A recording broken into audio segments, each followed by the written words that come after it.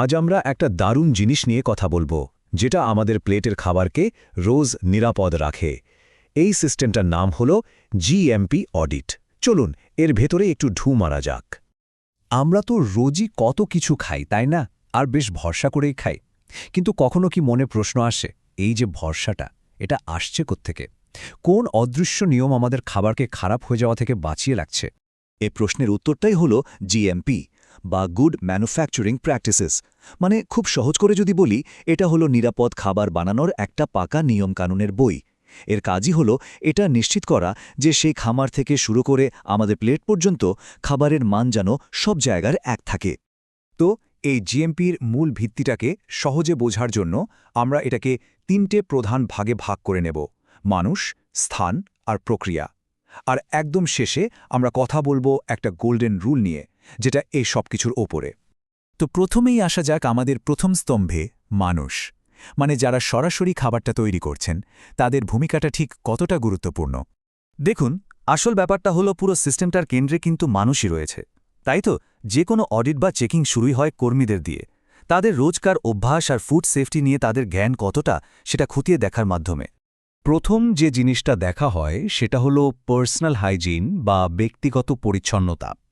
আসল উদ্দেশ্যটা হলো এটা বোঝা যে কর্মীরা কি মন থেকে নিয়মগুলো মানছেন নাকি শুধু দেখানোর জন্য করছেন। একজন অডিটর যখন দেখতে আসেন, তিনি ঠিক কি খোঁজেন? তিনি দেখবেন, আচ্ছা, কর্মীরা কি ঠিকঠাক পোশাক মানে পিপিই পরেছেন?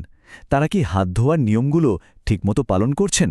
আর সবচেয়ে জরুরি হল, কোনো অসুস্থ বা হাতে আঘাত পাওয়া কর্মী কি খাবার তৈরির কাছে পিঠে আসছেন? এই ছোট ছোট ব্যাপারগুলোই কিন্তু মস্ত বড় একটা তফাৎ গড়ে দেয়। এই কথাটা একবার দেখুন, কি সহজ কিন্তু কি ভীষণ সত্যি। পরিষ্কার হাত, পরিষ্কার খাবার, এর থেকে বড় সত্যি আর কিচ্ছু হয় না।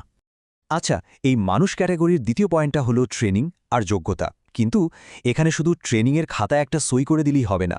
আসল কথা হলো কর্মীরা ব্যাপারটা ঠিকমতো বুঝেছেন কিনা সেটাই দেখা। এই কথাটা কিন্তু খুব দামি। মানে কাগজ তো শুধু বলবে যে তিনি ক্লাসে ছিলেন, কিন্তু তার রোজকার কাজই বলে দেবে তিনি আসলে কতটা শিখেছেন। এটাই আসল কথা। এবার চলুন আমাদের দ্বিতীয় ভাগে যাওয়া যাক, স্থান।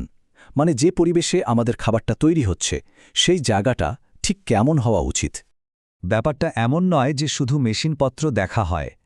একটা কারখানার প্রতিটা ইঞ্চি জায়গা, তার দেয়াল, মেঝে, এমনকি যেখানে ময়লা ফেলা হয়, সেই সব কিছুই কিন্তু এই চেকিংয়ের আওতায় পড়ে। কারণটা খুব সোজা, নিরাপদ খাবারের জন্য একটা নিরাপদ পরিবেশ তো লাগবেই। এই পয়েন্টটা দেখা হয় এটা নিশ্চিত করতে যে ফ্যাক্টরিটা এমনভাবে তৈরি করা হয়েছে যেখানে নিরাপদে খাবার বানানো সম্ভব। যেমন ধরুন, মেঝে বা দেওয়ালগুলো কেমন, আলো বাতাস ঠিকমতো খেলে কিনা, আর এক একটা কাজের জন্য আলাদা আলাদা জায়গা আছে কিনা। সবকিছু ঝকঝকে আর নিখুঁত হতে হবে।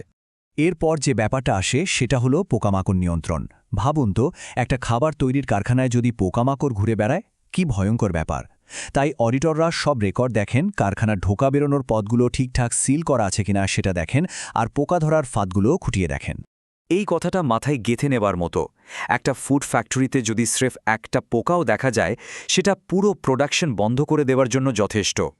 এই স্থান বিভাগের শেষ যে পয়েন্ট, সেটা হলো বর্জ্য বা ওয়েস্ট ম্যানেজমেন্ট। মানে ময়লা আবর্জনা ঠিকভাবে সরানো হচ্ছে কিনা এটা নিশ্চিত করে যে প্রোডাকশন এরিয়া কোনোভাবেই নোংরা হচ্ছে না। ময়লার বিনগুলো ঢাকা থাকতে হবে, তাতে লেবেল লাগানো থাকতে হবে, আর রোজ সেগুলো পরিষ্কার করতে হবে। বেশ, আমরা মানুষ আর স্থান নিয়ে কথা বললাম। এবার আমরা চলে এসেছি আমাদের আলোচনার তৃতীয় আর শেষ স্তম্ভে, প্রক্রিয়া। মানে খাবার তৈরির যে পদ্ধতি আর যন্ত্রপাতি, সেগুলো কেমন হওয়া উচিত? এই ধাপে একজন অডিটর কয়েকটা খুব জরুরি জিনিস দেখেন। যেমন, যে মেশিনগুলো ব্যবহার করা হচ্ছে সেগুলো কি পরিষ্কার, তাতে কি মরছে বা কোনো ফাটল ধরেছে, বাইরে থেকে যে কাঁচামাল আসছে সেগুলো কি ভালো করে চেক করে ঠিক জায়গায় রাখা হচ্ছে, আর পরিষ্কার করার জন্য যে কেমিক্যাল বা পদ্ধতি ব্যবহার করা হচ্ছে সেটা কি নিরাপদ। এই সবকটা প্রশ্নের উত্তর যদি হ্যাঁ হয়, তবেই সেই প্রক্রিয়াটাকে নিরাপদ বলা চলে।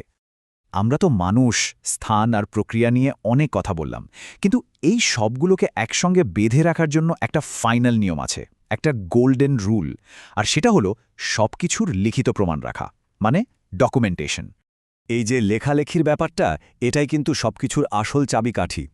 অডিটররা এটাই দেখতে চান যে যা যা করা হচ্ছে তার কি সব লেখা আছে। কারণ এই লেখাটাই প্রমাণ করে যে নিয়মগুলো শুধু মুখে বলা হচ্ছে না, সত্যি সত্যি পালন করা হচ্ছে।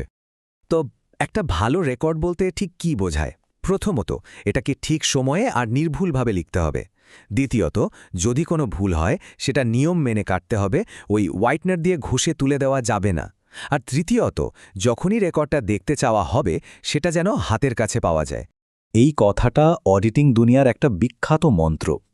এর সোজা মানে হল, যদি কোনো কাজের লেখা প্রমাণ না থাকে তাহলে ধরেই নেওয়া হবে যে কাজটা আসলে করাই হয়নি, যদিও হয়তো সেটা করা হয়েছে। এই স্লাইডটা দেখুন কি দারুণভাবে গোল্ডেন রুলটা বুঝিয়ে দিচ্ছে। ধরুন নিয়মকানুন সব কাগজে লেখা আছে, কিন্তু কেউ মানছে না, তাহলে তো ওটা সির্ফ কাগজ।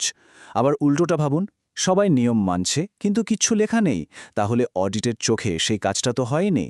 আসল জিএমপি হলো এই দুটোর পারফেক্ট মেলবন্ধন, সব সময়। তাহলে শেষ কথা এটাই দাঁড়ালো যে নিরাপদ খাবারের ব্যবস্থাটা শুধু কাজ করার ওপর নয়, সেই কাজের প্রমাণ রাখার উপরও নির্ভর করে। আর এটা আমাদের একটা বেশ বড় প্রশ্নের সামনে এনে দাঁড় করায়। আমাদের রোজকার জীবনে এমন আর কোন কোন জরুরি ব্যবস্থা আছে যেগুলো ঠিক এভাবেই কাজ করা আর তার প্রমাণ রাখার এই গোল্ডেন রুলের ওপর টিকে আছে? এটা কিন্তু ভাবার মতো একটা বিষয়।